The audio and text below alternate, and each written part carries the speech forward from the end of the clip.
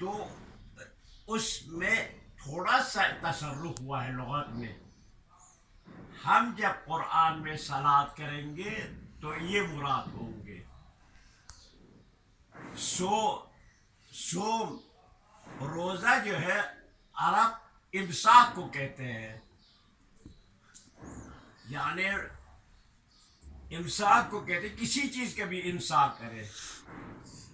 اللہ نے اس میں ایک اصطلاح بنائی ہے کہ فجر سے شام تک کھانا نہ کھانا، کھانا پینا بند کرنا. اسی طریقے سے زکوٰۃ کا لغت سے بالکل مربوط ہے، لیکن اکثر بیشتر جو اصطلاحات شرعی ہے وہ باطنیوں کا اصطلاح ہے.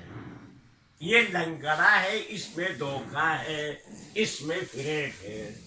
چنانچہ ہم نے اپنے وہ دراسات میں پہلے بھی لکھا، بار بار لکھا.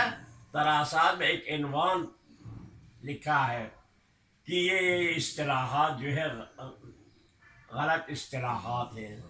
مثلا من جملہ اصطلاحات میں سے ایک اصطلاحات اجتہاد کی ہے. یہ لنگڑا اجتہاد ہے. اجتہاد جد و جہد تقدو، مادی تقدو، جسمانی تقدو کے لیے آیا ہے. کہیں بھی فکری تقدو کے لیے لفظ جہاد استعمال نہیں ہوا ہے، لیکن انہوں نے فکر کے لیے استعمال کیا.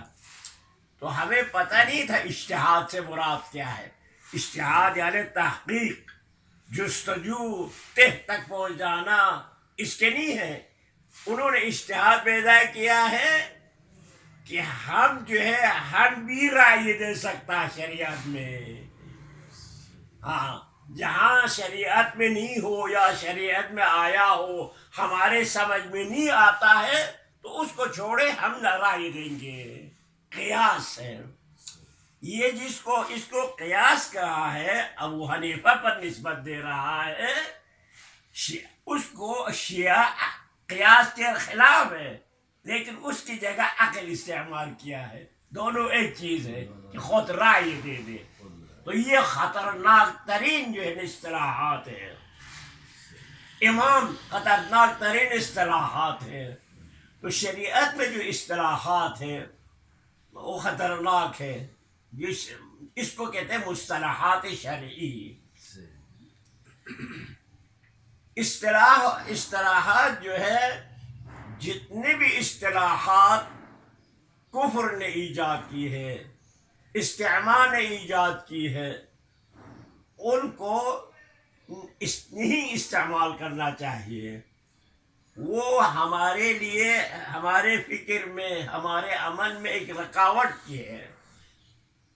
دوسری دفعہ کفر سے مقابلہ ہے، کفر کی تائید ہوتا ہے. جیسا کہ آپ نے فرمایا کہ مثلا قرآن میں لا تقل راعنا، راعنا وہی راعنا ہے، ہمارا خیال رکھو. لیکن یہود نے اس کے غلط معنی لیا تو اللہ نے اس میں بندش کی، آئندہ یہ لفظ ہی استعمال نہ کرے. یہ دلیل ہے. تو ثقافت جو ہے ایک یعنی بذات خود اپنے مطالب کو، اپنے دین کو دوسروں تک پہنچانے کی آسان طریقہ ہے. تو ہمیں اصطلاحات ہیں، اصطلاحات پہ غور کرنا چاہیے، بحث کرنا چاہیے، تحقیق کرنا چاہیے یہ اصطلاح درست ہے یا نہیں. اصل میں اصطلاح ہوتا ہے لغت سے یہ کلمہ لے لیا اور اس میں لوگوں کو بتایا ہم جب یہ لفظ استعمال کریں گے ہماری مراد یہ ہے. اس میں کوئی افراد باہر نہ ہو، ایک افراد کم نہ ہو، مکمل ہو، احاطہ کرتی ہو. اس میں کوئی باہر نہیں رہتا ہو، نہ کوئی اجنبی اس میں داخل ہو سکتا ہو. یعنی عام جو مفہوم بیان کرنا چاہتے ہیں اس پر محیط اصطلاح. ہاں، محیط ہونا چاہیے. یہ سارے اصطلاحات مصطلحات جو چل رہی ہے وہ باطنیہ کا، معتزلہ کا اصطلاح ہے. یہ بہت نقصان. لہذا عالم دین عوام میں اچھی طریقے سے بات نہیں کر سکتا, سمجھا نہیں سکتا, وجہ یہی اصطلاحات ہے.